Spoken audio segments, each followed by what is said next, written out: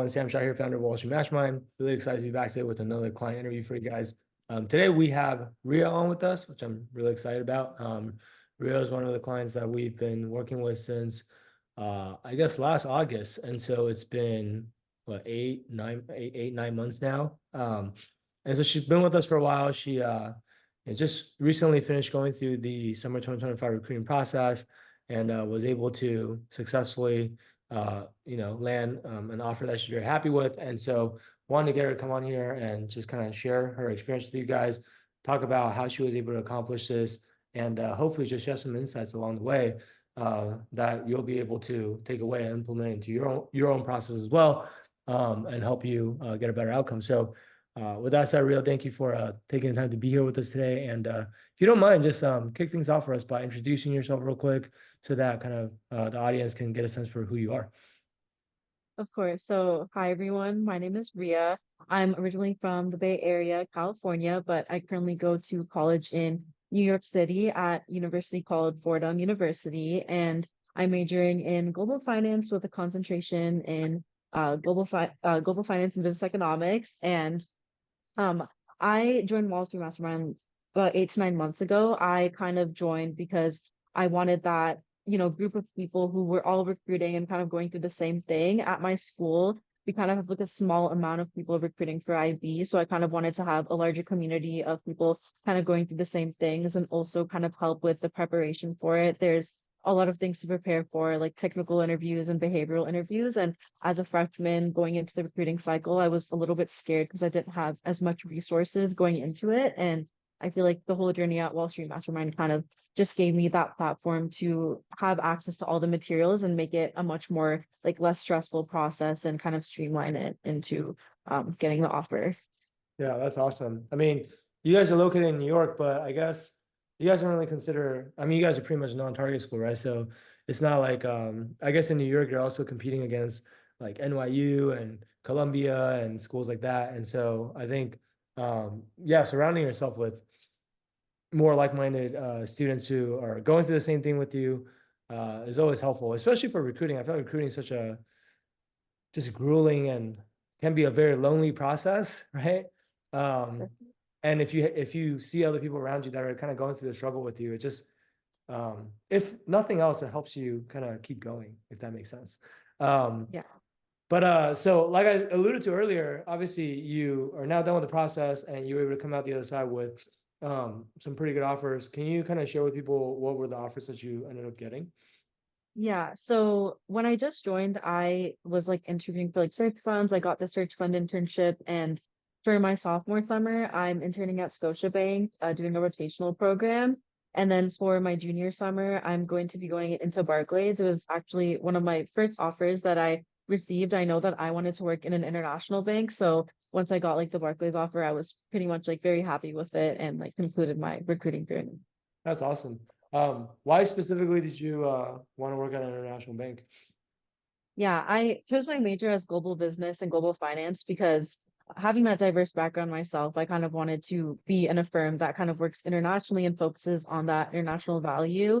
And kind of like I was a part of like a diversity program in my freshman year with Scotiabank and seeing like kind of how they are an international bank with Canada and seeing their culture kind of inspired me to like want to go into another international bank just a little bit bigger with like a bigger balance sheet and everything. Yeah, So that's kind of like the reason why I chose like an international bank. that's awesome. What did it feel like when you got your offer? I was really relieved. Definitely grinding all those technicals and behaviorals and like prepping for everything. Like it felt like the hard work paid off. So definitely felt relieved for sure. That's cool. And who were the first people that you told?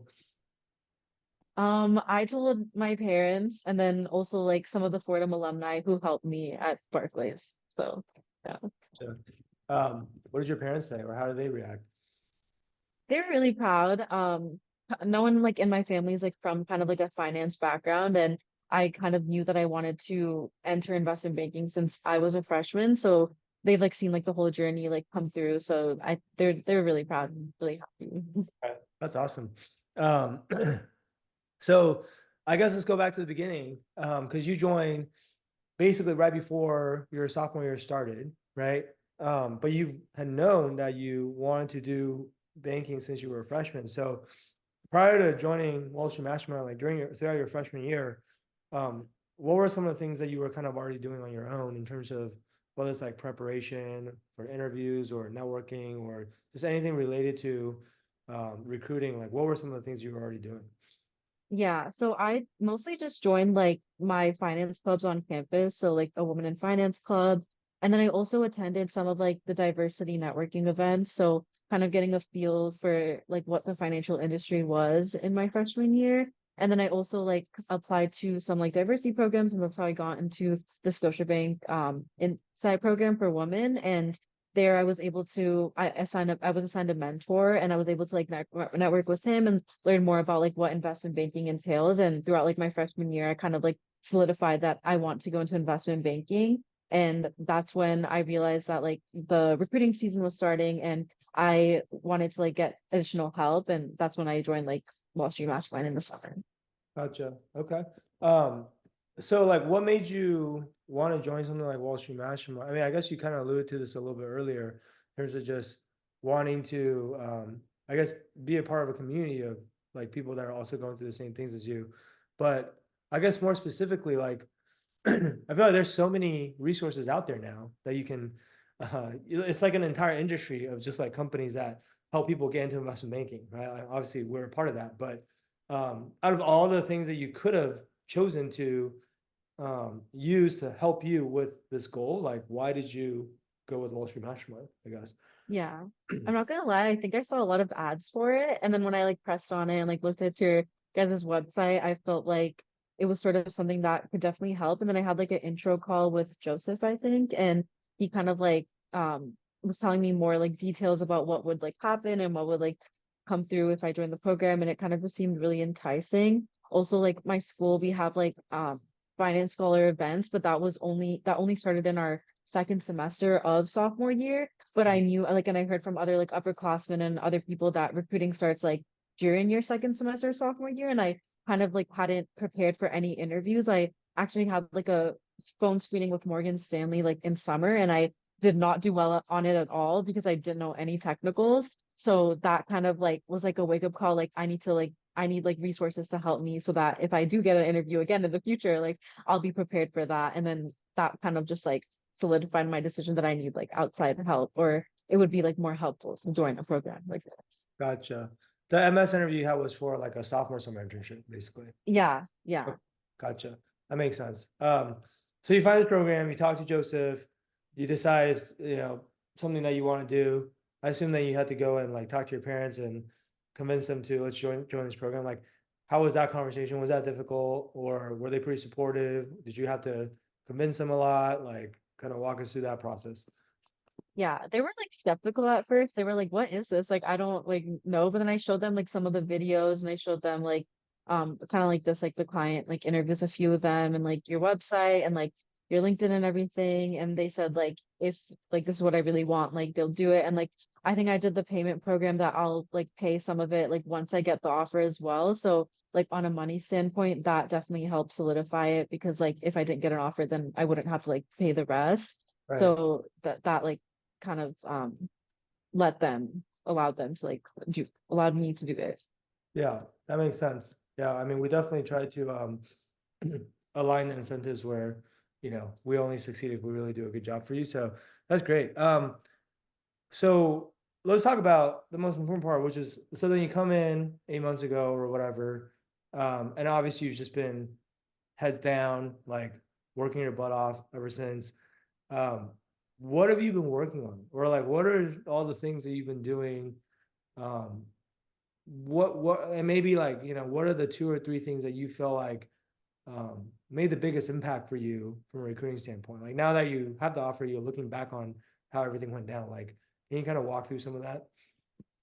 Yeah, I think when I first joined, like my first semester of sophomore year, I kind of like watched all the videos like you made and like watched them from start to finish just to like kind of get that introductory like view on like what like technical questions and behavioral questions are like. I really liked the networking aspect of it. Like before joining, I didn't really know that you need like referrals. Like get into these banks. And I feel like that kind of taught me like that I need to do like the networking and all the networking scripts and all the networking questions and like the format of how to ask for networking calls was something that isn't really taught in school. They just say like networking is important, but they don't really teach you how to do it and like why. So I feel like those videos and like learning about that really helps. And also like the Slack channels of like everyone asking questions. And even if I didn't really know like what question I needed to ask, just like reading other people's questions and answers, like kind of taught me a lot too. And having like the coaches channel, like in case like I needed extra help or like specific needs was also really helpful. I think like personally, like for my Scotiabank interview, it for some reason it was more technical than my Barclays interview super day.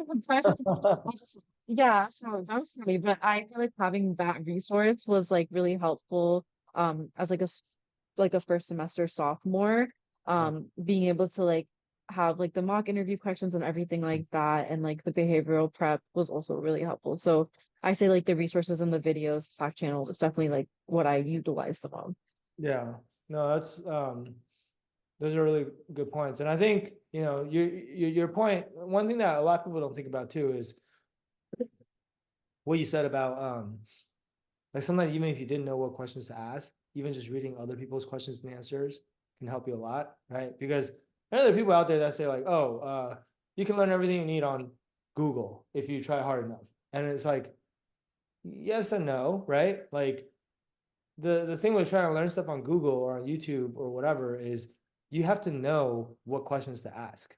Like you have to Mhm. like, and type in the correct prompts. And also like there's like a million things you have to learn, and you might know what some of them are and you're going to ask those questions. But also as a beginner, like you don't know what you don't know, and you might not ask all the right questions. Or like to your point, if you were coming in and you didn't even realize that you needed to network and get referrals in order to get interviews, you're probably not going to go to Google and ask a bunch of questions about like how to network the right way or like what to say in these conversations and whatever, right? And so Mhm. I think like that's, and going back to your point at the very beginning, which is, hey, part of the reason you want to join is there's not a lot of people at Fordham that are trying to do what you're trying to do. And the benefit of surrounding yourself with other people that are also trying to do what you're trying to do is you don't have to be the only person to figure out what all of your questions are. A lot of times when other people ask questions, there are questions that you also have, but you just didn't even realize you had those questions until you saw it, right? And then like, so you didn't even Yeah. think to ask it. But once someone else asks it, then you're like, oh yeah, actually, I want to know the answer to that too. And that just accelerates your learning, or like it helps you uncover the blind spots that you might have had otherwise if you were just trying to figure everything on your own, right? Mhm. Definitely. Yeah. Yeah, so I think that's a really good point. I think the other thing that you mentioned was you said like the behavioral prep was really helpful. Like, I guess in what way? Because I feel like for a lot of people when they hear that, the way most people think about behaviorals, and this is completely wrong by the way, but most people are like, oh yeah, behaviorals are easy. Like all you do is just, like talk about yourself, right? Like I can talk about myself. Like a lot of people say that. Um, what exactly is like the process that you went through on the behavioral side that, and why did you feel like it was actually helpful? Yeah, I feel like for me it was most helpful just like formatting your answer. Like if someone asked me a behavior like before, I could like go on and on, but that's like not what you're supposed to do. Like it's supposed to be like short and concise and structured in a way that like with the people who are interviewing you, they don't get bored or they don't like, lose interest. And I feel like writing all of my answers down on paper and having like the coaches like kind of review it and tell me like, oh, this would be a good story or this is like, or edit this or edit that, like kind of really helped put it into perspective and in writing. And then when I would say it like out loud, it made a little bit more sense. So kind of that like feedback process definitely was helpful. And like sometimes I would wonder like, oh, is this a good story to tell in like an investment banking interview? And then kind of getting that feedback would like help me like either solidify yes or either like pick a different experience. Hmm, got it. Yeah, I think the feedback is super important on the behavioral side, probably even more so than the technical side, right? Because on the technical side, you kind of know, like, whatever question you're trying to study for, there's a right answer and a wrong answer, and it's pretty black or white. But with the behavioral, it's like you said, it's a lot more gray area, right? Where you might not be certain that whatever story or answer you want to use is actually appropriate or is actually what the bankers want to hear. And if you just left it up to yourself to kind of try to guess or figure that out, well, you never really know for sure, right? Versus if you Mhm. can actually get feedback from actual bankers and actual recruiters who have worked at these firms and they can tell you like, yeah, this is exactly what we want to hear, or this sounds amazing, versus no, do not say this. This is going to hurt you. Then that gives you a lot more certainty and a lot more confidence when you go into these interviews because, and if you're feeling more confident about your answers, that's going to show in your delivery and the way you even like the way you say the answers. Um, and a lot of it's not even just what you say. Like interviewing comes down to how you say it, right? Like Mhm. interviewers are looking for someone that's confident and is sure of themselves, but not cocky, right? Uh, and so, like, to strike that balance, like, you have to feel really good about your answers, or if you feel iffy about it, like, it's really hard to fake the confidence, basically, right? Yeah, for Yeah, sure. that makes sense. In terms of networking, like, because a lot of people struggle with networking, but just to give people kind of a sense, how much networking did you have to do throughout this process? Yeah, I think I heavily started networking around like November, December time. And what I did was I like got like all the major banks that I wanted to work at. I mostly just targeted like bulge brackets and like some elite boutiques because I just wanted to move to like a bigger bank than Scotiabank. And then Yeah. I just found like Fordham alumni from each bank and then like had networking calls with them. I would say that I had about like maybe like depending on the bank, about like 5 to 10 networking calls at each bank. Hmm. And then sometimes like when I had these networking calls, I would ask them for like if they had any friends like who didn't go to Fordham, like that I could network with as well. And then that kind of got me a little bit more contacts. Yeah. But I would say that like I try to like maintain like the networking calls, like whoever I networked with and I connected with, I would like reach out again and like have like two more networking calls with them. And that's like kind of what really helped, especially like with Barclays. Like I talked to like some Fordham alumni um like in December and then I reached out again in February and they kind of like put my name through for like the Barclays Discovery Program. So I think like fostering that relationship and like with fostering that relationship with the networking calls really helped. And I feel like having known that I needed to network before, like kind of helped the process as well and made it like a lot more easy. So you actually had not just one call with a lot of these people, you had like two or sometimes even three calls. Yeah, with some of them, like the banks that I like kind of foster like better relationships with. Yeah. So this is a question that a lot of students have. I'm curious kind of how you did it, but a lot of people are like, yeah, I've already talked to this banker once. So now if I have a second call with them or a third call with them, like, what else am I supposed to talk to them about? How did you kind of navigate that, I guess? I feel like with the bankers that I had good relationships with, I just like kind of like addressed it like, um, oh, I would love to speak again. Like I'd like to update you on like what I'm doing right now in the recruiting process and ask for like any advice. Like most of my like networking emails were like asking for advice and I would like structure my questions to sort of like update them on like what I'm doing right now and then also like ask for advice on like what they're doing as well, like in their jobs if anything has like updated or like specific industries that I was like interested in and kind of like pick up the conversation and like remind them like, oh, I remember we talked about this last time, like how's it going now? Or like kind of just like bringing back other things. And also like a lot of the things I did was finding bankers that I had similarities with, like whether that was like our interests or like because I dance, I like tried to find some of those like just like specific like commonalities and that like really helps them. And as well just like the alumni at like your university, they're more willing to like speak it because you already have that like established connection as well. Yeah. I can tell you're really I can tell you're a really good student because you're like actually implementing a lot of the things that we teach and told you to do. So that's great. Like for like finding commonalities, for example, obviously like everyone knows like, oh yeah, talk to alumni from your school. That's like the low hanging fruit. That's like the easiest commonality to identify, right? But it seems like you went a step further and you kind of thought outside the box a little bit, like finding even people with common interests and hobbies like dance and things like that. How do you go about finding people like that? Because that's harder to find, right? Yeah, usually like I'll look on their LinkedIn. Like there was one director at like Bank of America. He was an FBLA like in high school, and I also did that. So I like connected with him, and like the first thing I said in the call was, "Oh, like I was looking at your LinkedIn and I saw that you're in FBLA. Like that's so cool. That actually like kind of like inspired me into the finance field. Like, do you remember like your experience with that and like kind of connecting on like little things like that, or even just like where they're from, or like one person was from like Seattle, and I was like, oh, I'm also from like the West Coast area. I really like Seattle. Like I want someone to go. Like this is finding stuff like that and like bringing it up first thing. Usually like they like it and it's like something like different, like interesting about their day. So Yeah. kind of going with that. No, that's really, really good.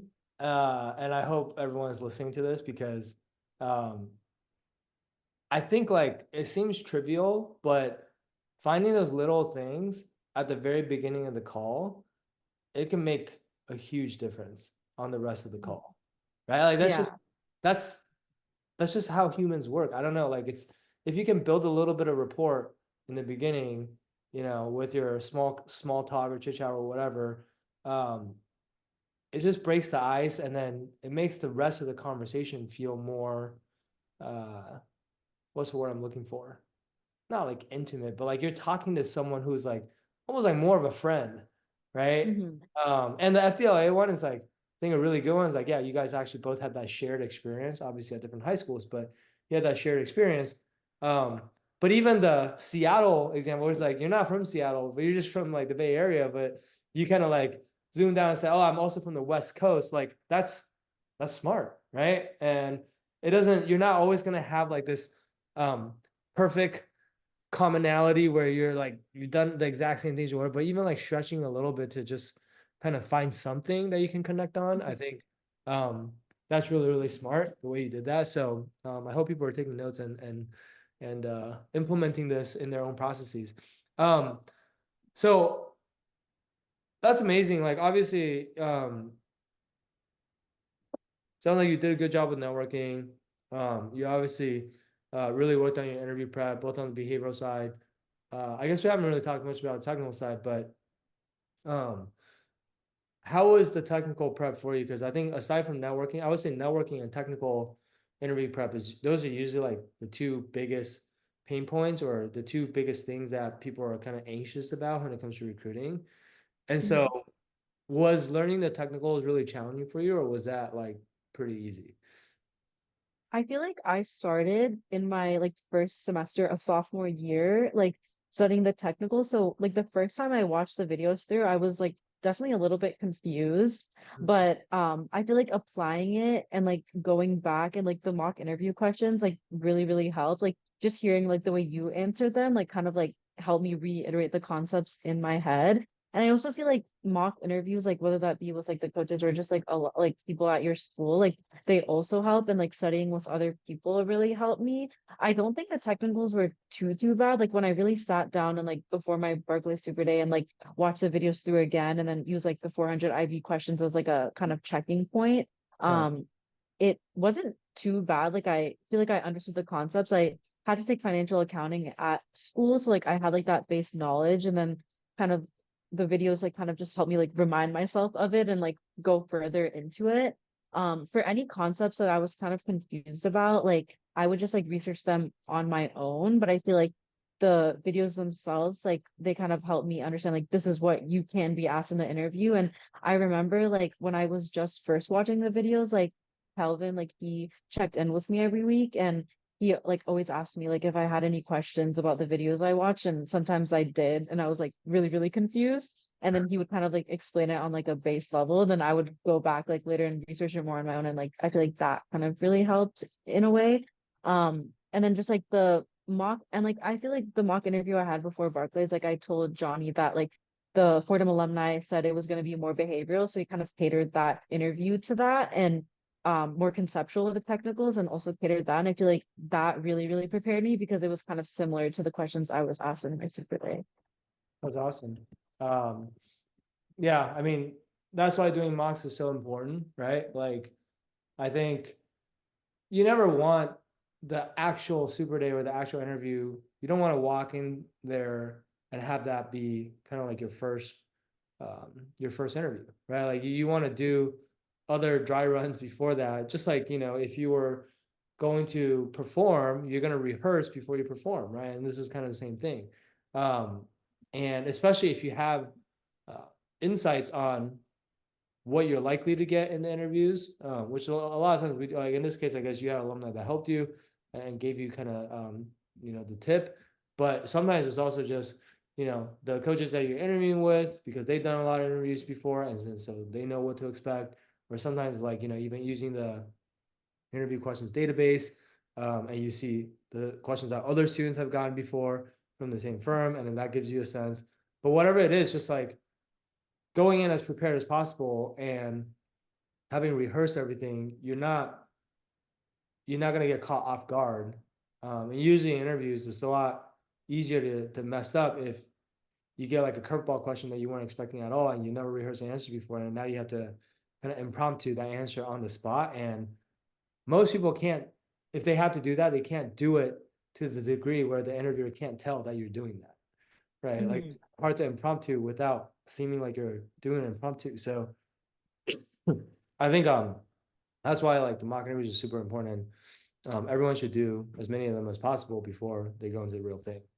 Um, Yeah. cool.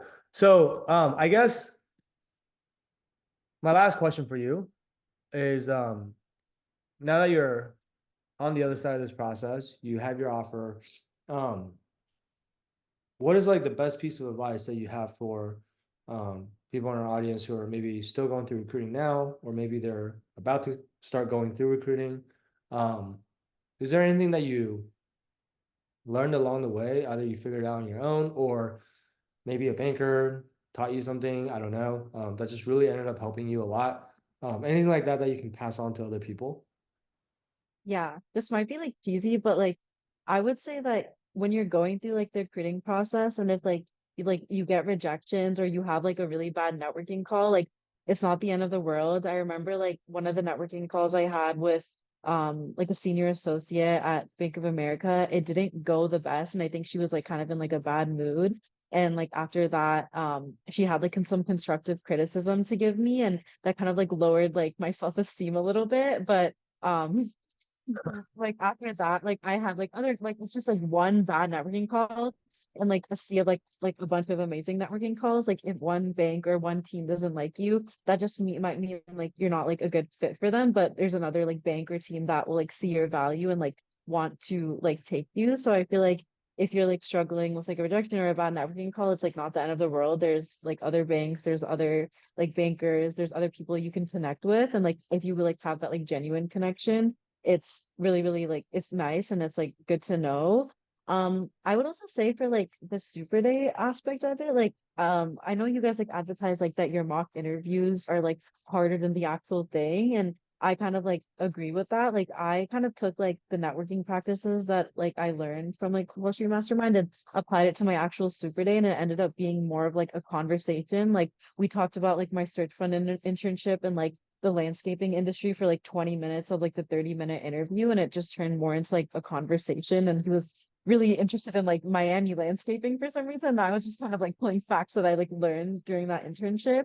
Right. So like kind of making it like conversational and like knowing like having that confidence in yourself and being like relaxed and kind of going with the flow like really helps. But yeah, in the recruiting process is definitely hard and seeing like other people like get their offers like before you or like seeing like how well they're doing it like might like discourage you, but don't let it discourage you because I honestly feel like there's a place for everyone on Wall Street if you like really want it. So definitely that would be my piece of advice. That was really good. I think I mean, just to address each of the things that you said, but um the first part about getting rejections, whether it's for an interview or even just a bad networking call, I think what I always tell people is this, which is most of the people that are going through investment banking recruiting, more often than not, you're like, type A, ambitious. You've been like a good student your whole life. You've for the most part always accomplished most of your goals, if not all of them. But you never really had any like real setbacks or failures or rejections, right? Like sometimes like people prep for that interview questions like, tell me about a time when you failed, and people are like, I don't know. Like I don't really have any failures. I'm like, okay. But like And so like for those people, like investment banking recruiting, a lot of times it's like the first time where they're like really experiencing like real rejection. And it's like a jarring experience for them, right? Because like what is happening? Like this is Mhm. not supposed to happen, right? But I can tell you from because we've coached like over 1,300 students at this point over the last 6 years or whatever. Um, the majority of the candidates that we've worked with that go through the recruiting process experience at least some rejection along the way. Like, Mhm. sure, there are students that ended up just getting every single offer that they interview for, but like those are the exceptions and not the rule. Most Yeah. people have to get rejected a couple times first and learn from those experiences and then do better in their subsequent interviews before they land an offer somewhere. So it's like it's just point being it's totally normal. And then with like networking calls, same thing. It's like if you're doing networking the right way and you're actually talking to enough people, like you said, you were networking with every bulge bracket, every lead boutique bank, and you're talking to 5 to 10 people at every single firm. Like that's a lot of people. You cannot expect like every single one of those conversations to go well, right? Like Mhm. your personality might not jive with a certain banker because everybody's different. A banker also is working in a very high stress um, environment, and it's not that hard for a banker to be having a bad day when you catch them. Yeah. And so like there are a lot of these things that are just outside of your control, and you just have to understand that and kind of take it in strides and not let it get to you too much, right? And you Mhm. kind of take the good with the bad. You're gonna win some, you're gonna lose some, and you don't need to win every single one of them. At the end of the day, you really just need one offer, right? Mhm. So I think that's a really, really good point. And then I think yeah, I mean, like in terms of the interviews being covered, yeah, like for us, it's our job to make your mock interviews as hard as possible so that as opposed to the other way around, because otherwise we don't want you walking to the super day being like, oh my God, this is so much harder than what I actually prepared for. Like that would be bad, right? But if Mhm. it was like the other way around where you walk in and it's actually easy, then you're just gonna feel so much more confident, right? But I think your point about being conversational is really, really, it's a really good point because a lot of people are just so anxious and kind of uptight when they go into these interviews and they're not themselves and Mhm. they can't have like a normal conversation like a normal human being.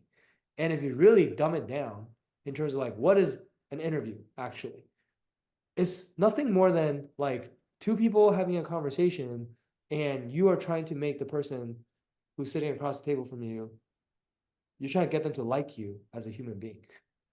Because if they Yeah. like you, then everything else will probably most likely work out, right? Like if they don't like you, nothing else really matters. Like if they like you and you mess up on a technical question or two, they'll just make excuses for you and be like, oh, well, like, those questions weren't that important, or those questions were really hard. I was just like, doesn't matter if she didn't get it right.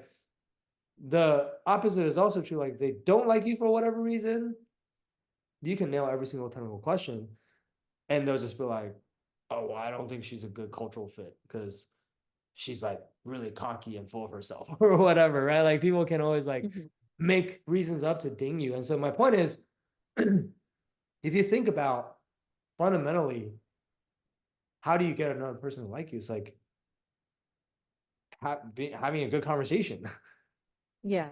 being a normal human being, like being someone that they will want to spend time with, even outside of work, or being someone that they can see themselves spending, 10 a.m., 9 a.m. to 10 a.m. to 1 a.m. to 2 a.m. every single day in the office with. Are you Mhm. that type of person? Right. And so I think like, yeah, the conversational piece is really huge. And then the last piece too, I think is, oh man, this is so on point. It's like, don't let other people's offers discourage you. Like that's so good because it's really easy to play the comparison game. And we hear this from students all the time too. Like it's April right now. And all the students that are still, all the sophomores that are still recruiting, they're like constantly telling us like, Sam, what do I do? Like all the firms are done recruiting, all the firms are done giving out offers. There's like no more firms to apply to. Like, what do I do? And I'm like, objectively speaking, that is not true. Like, right. But it's because like we know, because like, for example, we have like the jobs database, that's on our website now. We like once a week, we go in and add all the new jobs that just open. And literally like just this past week, we were still adding like new job postings that just opened for banks like Citi, like Guggenheim, Mhm. like really large and reputable banks. Yeah. And at the same time, there's these students who are feeling like, oh my God, the world is ending. There's no more offers left, whatever. I'm like, these applications literally just opened. And Mhm. also, I've been doing this for the last 6 years. Recruiting does not end in April. Like recruiting will continue all the way through your sophomore summer. Some middle market freshmen will even recruit into fall semester, junior year. Like there's still plenty of time. But like, I think people just get, it's easy to let perception warp your reality because you see all your friends and other people on Wall Street Matchman or whatever getting offers and you get anxious. You're like, oh my God, I'm being left behind, being left behind. But in reality, like there's still time. Like you should have that sense of urgency, but Yeah. also like it needs to be grounded in reality, right? So otherwise you're like making yourself more anxious than you need to be. And it's already a very anxiety inducing process, right? So Mhm. I think that's really, really good advice, bottom line, which is like, don't let what other people are doing discourage you. And I think like also not worrying about what's going on with other people, like worry about yourself and what you can control. Mhm. And just compete against yourself. Aim to be 1% better than the version of you from yesterday every single day. And if you do that, then it doesn't really matter what other people are doing. Like you're getting Exactly. better and you're growing and you're getting closer to your goals. Right. So anyway, I'm just kind of resonating with all the advice that you gave. I think is really great advice. Really wise. And yeah, I'm not surprised that you were able to come out with an offer on the other side. So um, again, huge congrats on that. But for everyone else, if you guys are still with us, if you find yourself in a similar situation, maybe you go to non-target school, maybe you don't have that many people at school that are similar, that are trying to do what you're trying to do. Maybe you're looking for like a community of like-minded individuals who can go through this process with you, that you can learn with and learn from. Um, and maybe you just want feedback from coaches who have actually done this many, many times and can just help you be as prepared as possible and put your best foot forward in what is a very competitive process. Then I want to invite you to reach out to our team. You can schedule a call with us. You can go to www.wallstreetmatchmaking.com/apply. The streets abbreviated to ST, so it's wallstmatchmaking.com/apply. And what we'll do is we'll get on a call with you. We'll learn more about your situation. We'll ask you about, what your current challenges are, what you feel like you need help with, what are your goals, what type of banks are you looking for, and then we'll help you kind of bridge that gap, right? And here's like, okay, you're here right now. This is where you're trying to go. Um, Come up with a personalized game plan for you to like kind of figure out like what's the step-by-step process you have to go through to get from point A to point B.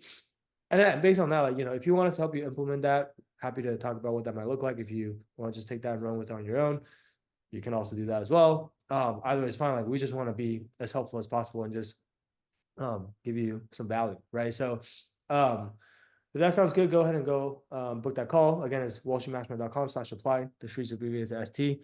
And we look forward to talking to you. All right. So with that said, Rhea, I want to thank you again for coming on and sharing your experience with us.